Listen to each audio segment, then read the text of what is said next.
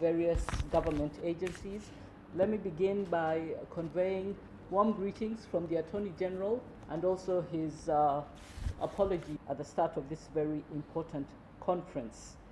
I think the background... Indeed, it is much larger and a far more important matter beyond routine procedures and checks, or sheer entry and exit of people and their goods through air and seaports, and ensure that we go beyond this in addressing the crimes and challenges that come with it.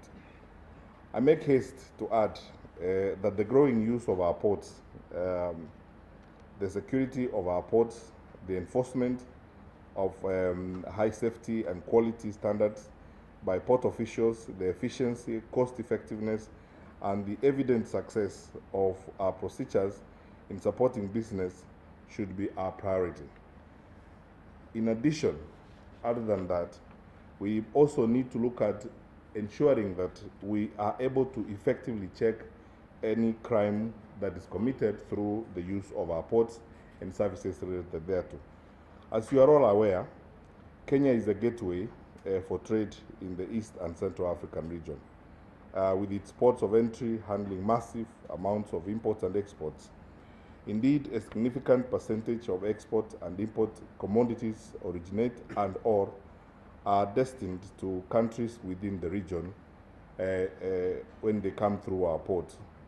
Our container traffic, in the port of Mombasa alone, for example, has increased by about 10% last year, and transport of cargo to other countries was up by about 136.8% in the same year. The port handled about 34 million tons of throughput cargo, which is a sharp increase from 28.5 million tons in 2018. When you have all these businesses and the cargo moving through our ports and our area, it comes with some of the problems that we have highlighted, movement of counterfeit goods and services. For example, one, movement of fake medicines.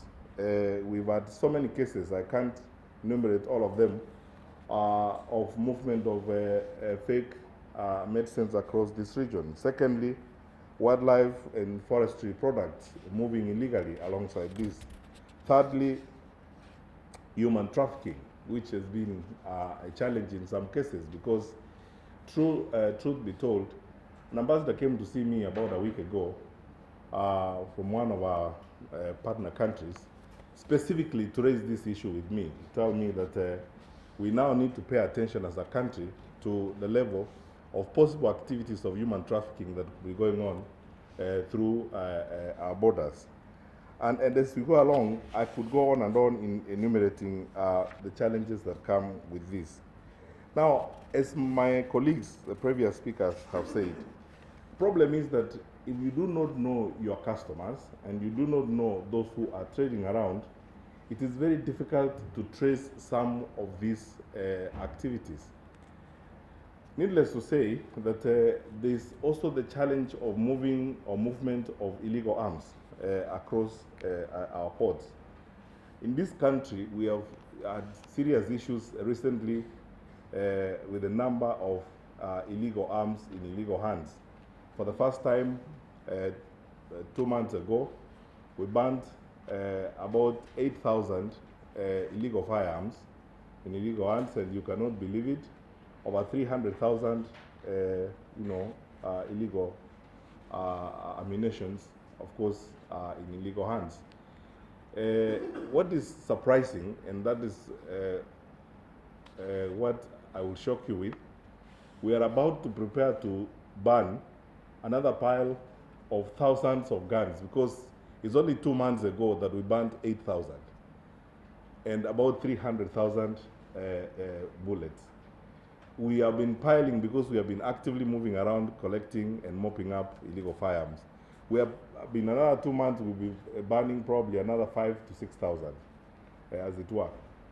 We cannot, as a country, spend our time, collecting illegal firearms and banning illegal firearms that are finding their way here. Those are the ones that we collect. What about those that are moving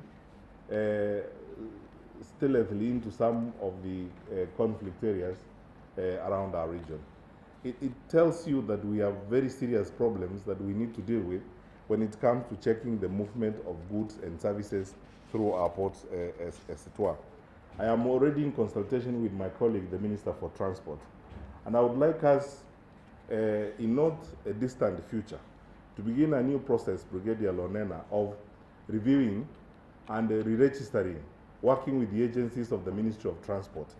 We review and re-register afresh all private jetties, and landing sites, because let's be very honest, especially in parts of coastal Kenya, in Lamu and so on. Some of those private jetties, my colleagues here from the security team can tell you, have given us challenges because they have been used to move illegal goods, they have been used to move drugs.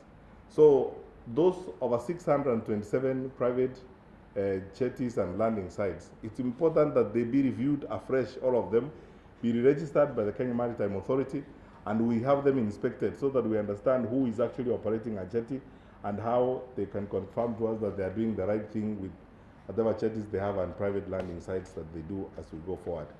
The aim here is to ensure that we provide security for our country, provide security for our people, and most importantly, we support business. The business of government is to support business. I dare add, to support clean business, genuine and clean business that will support our economy. Because not all business is ultimately clean, and not all business is supportive.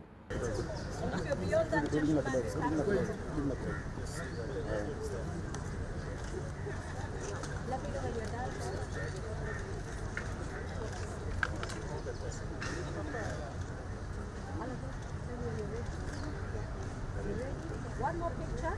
I would have everybody. When it comes to the requirement for legislative action, we will work together. When it comes to